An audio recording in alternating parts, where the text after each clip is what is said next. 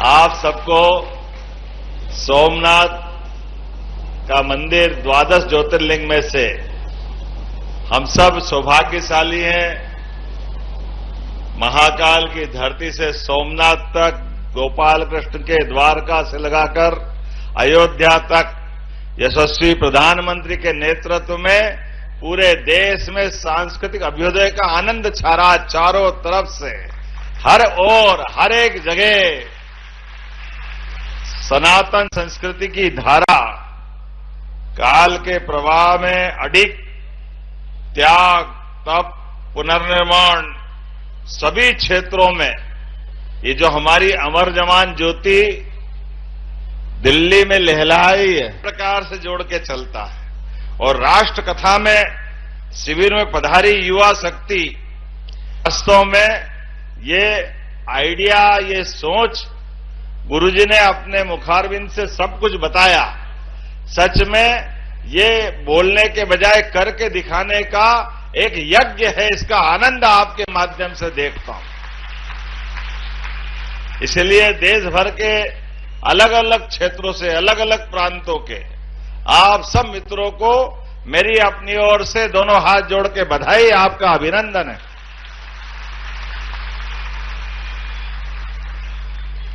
हमारे लिए सौभाग्य की बात है, वर्तमान के समय में माननीय प्रधानमंत्री के नेतृत्व में देश फिर से विश्व गुरु बनने की तरफ आगे बढ़ रहा है। और ये विश्व गुरु बनने की बात जब हम करते हैं तो हम कोई कर्मकांडी पूजा पाठ की पद्धति को बढ़ाना नहीं चाहते। गुरु का अर्थ ही है, गुरु के अगर शब्द विन्यास को हम अलग अलग शब्द से पकड़ेंगे तो अंधेरे से प्रकाश की ओर ले जाने वाले मार्ग मतलब गुरु। और ये दुनिया के अंदर जियो और जीने दो की हमारी अंदर की अच्छाइयों को विश्व बंधुत्व भाव से लेकर बांटने की ये जो हमारी परंपरा हजारों लाखों साल से है, हमने उसी भाव को लेकर के सदैव भारत ने अपनी मातृ सत्ता के आधार पर, मातृ संस्कृति के आधार पर दुनिया में पहचान बनाई। परिवार में जो मां का स्नेह मिलता है, हर एक बच्चे से उसके माता पिता के साथ जो संबंध आता, लेकिन पिताजी से भले ही आता हो, लेकिन मां से थोड़ा ज्यादा ही स्नेह आता है, वो हम सब एहसास करते हैं, उस आनंद को जानते भी। इसलिए दुनिया के 200 से ज्यादा देश है।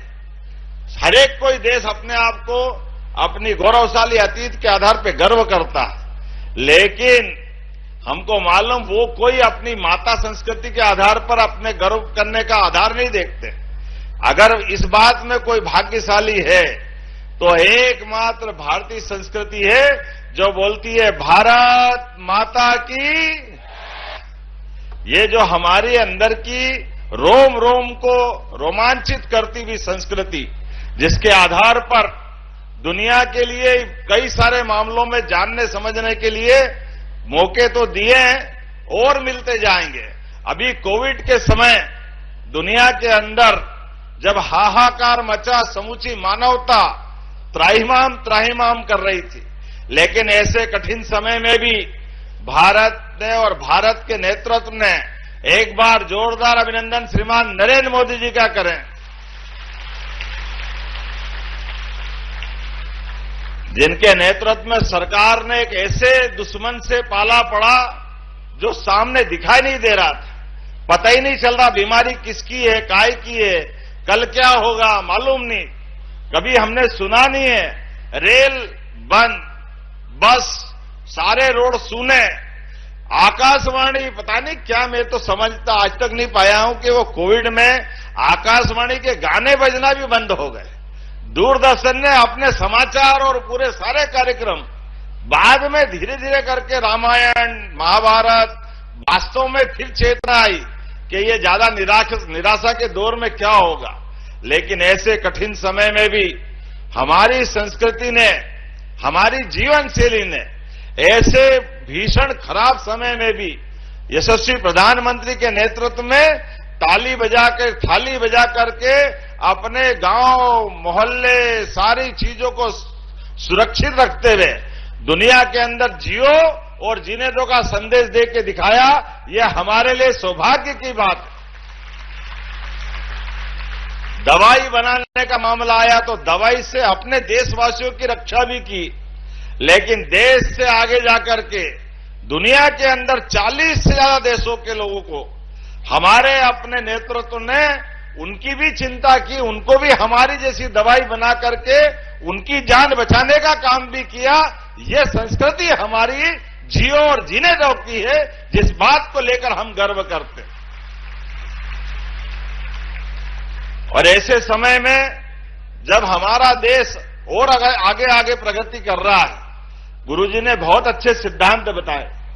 ये बात सही है कि किताबी ज्ञान से तो हमको अपनी मार्कशीट के आधार पर हमारी प्रावीण्य सूची में अलग अलग जगह पहचान बन जाती है, लेकिन सच में केवल कागज की डिग्री से काम नहीं चलता है। हमारे सबके जीवन में नैतिक शिक्षा, राष्ट्रभक्ति, संस्कार युक्त जीवन, इन सब चीजों की लंबी परंपरा है। हमारे यहां पढ़ने का मतलब नौकरी पाना नहीं है, पढ़ने का मतलब मानवता को जगाना है, पढ़ने का मतलब सेवा के संस्कार को लाना है, पढ़ने का मतलब जीवन में किसी न किसी के काम हम में से हरेक कोई आए। इसीलिए हमारे देश के अंदर स्वाभाविक रूप से स्व अनुशासन का माहौल है। मैं जानता हूं आपके बीच जब बात कर रहा हूं तो गुरुजी के इस पूरे आयोजन में कई सेना के अधिकारी भी संबोधित करके गए। दुनिया के अंदर लोगों को नियंत्रित करने के लिए केवल दंड व्यवस्था है। दंड के आधार पर हर 9 में से एक 10वां पुलिस वाला या सैनिक उस समाज को कंट्रोल करता है। लेकिन हम तो ऐसे समाज के लोग हैं जहां 100 गांव में एक पुलिस वाला और सारे गांव वाले आनंद से रहते हैं। पुलिस वाले का काम ही नहीं पड़ता है। इतने 145 करोड़ के देश में हमारी सब मिला के थल सेना, वायुसेना, जल सेना सब मिलाकर केवल 13.5 लाख की है, और सारी पुलिस मिला लो तो 40 लाख के आसपास की। लेकिन इतना बड़ा देश इतना अनुशासित रहता है क्योंकि हमारे यहां पर डंडे के बल पर अनुशासन कभी स्थापित नहीं होता है। स्व अनुशासन की परंपरा स्वतः ही होती है। यह हमारे देश की विशेषता है और हजारों साल से। इसीलिए इकबाल ने कहा कि कुछ बात है कि हस्ती मिटती नहीं हमारी। यह कुछ बात में वो बात है जो हमारी जीवन पद्धति पे जाती है, जीवन शैली पे जाती है, हमारे आदर्शों पे जाती है, हमारी ऋषि मुनियों की परंपरा पे जाती है।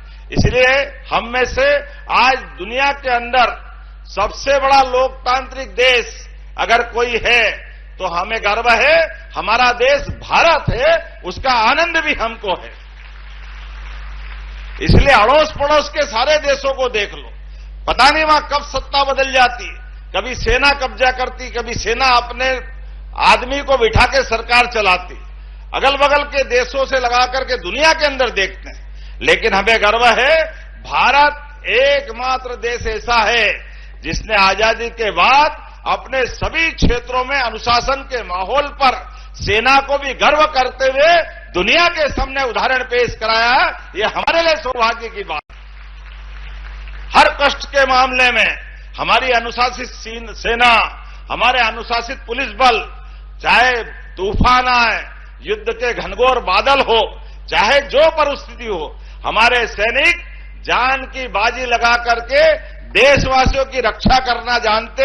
हमें हमेशा वो मौका आता है जब दुनिया के अंदर, अब तो माननीय मोदी जी के नेतृत्व में और आनंद आया। हमारे लिए कई बार ये कष्ट का मामला बनता था। अड़ोस पड़ोस के देश जब चाहे तब हमारे देशवासियों को अंदर आकर के कोई आतंकवादी घटना करते थे, पता नहीं क्या क्या करते थे। मुझे इस बात की प्रसन्नता है, अब दुनिया के 2 देश पहले थे, इजराइल और अमेरिका। अब यशस्वी प्रधानमंत्री के नेतृत्व में तीसरा देश भारत भी बना है, जो दुश्मन को घर में घुस के मारता है और हमारे लोगों को महफूज रखता है।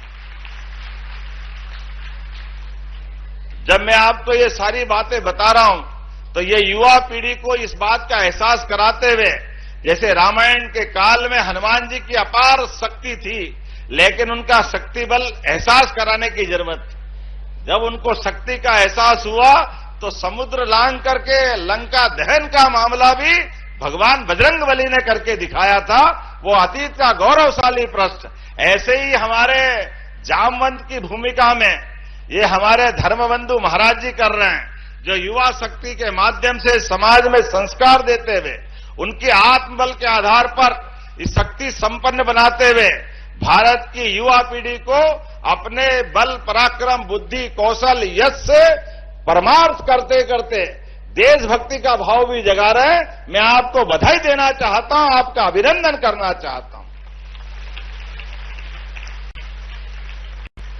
इसलिए भले ही सीमित समय में आया हूं, लेकिन गुरुजी सच में आपने कहा, हमारे यहां तो ये कहावत है ही जो आमतौर पे वापरते थे, लेकिन आपने अपने जीवन से करके दिखाया। नेकी कर दरिया में डाल, अच्छा करो भूल जाओ। आपने स्कूल, कॉलेज, गांवों का निर्माण, सब प्रकार का काम करते करते जो अपनी लाइन बनाई, सच में वो देवी लाइन है, वो भगवान की लाइन है। मैं आपका अभिनंदन करता हूं मध्य प्रदेश सरकार की ओर से भी। इसी कामों के भरोसे से हमारे लिए हजारों साल से भारत के ऐसी पुण्यात्माओं ने हमारी सनातन संस्कृति की रक्षा की है। और आज के इस अवसर पर मैं तो पुनः सच में, आज अंग्रेजी साल के हिसाब से पहला दिन है, हमारा दिन तो आएगा गुड़ी पड़वा, लेकिन कोई बात नहीं, आज का दिन हर दिन सवेरा है। हम आमतौर पे जन्म दिवस मनाते हैं, तो जन्म दिवस अगर सरल भाषा में पूछो तो साल में एक बार मनाते हैं, एक बार ही मनाते ना मनोज जी, लेकिन साल में एक बार नहीं। जन्म तो हमारा अभी हाल हम सबका जन्म हुआ है, इसका मतलब एक एक सांस से हमारा जीवन है। 21,500 सांस हम सबको एवरेज 24 घंटे में जीवन प्रदान करती है। 1 लाख कोशिकाएं मरती है तो हमको एक दिन जीवन मिलता है। ऐसे में प्रति क्षण हमारे जीवन में बाबा महाकाल ने अपना समय नियत किया हुआ है, और उस नियत समय में परमात्मा हमसे जितना अच्छा हो सकते जरूर कराने का मौका देता है। और ऐसे में आपके माध्यम से उस दिए गए मौके को सही दिशा में ले जा करके आपने जो जीवन दृष्टि दी, मैं आपका वंदन करता हूं, अभिनंदन करता हूं। मेरी अपनी ओर से पुनः अच्छे आयोजन की बधाई देता हूं। बहुत बहुत धन्यवाद। भारत माता की।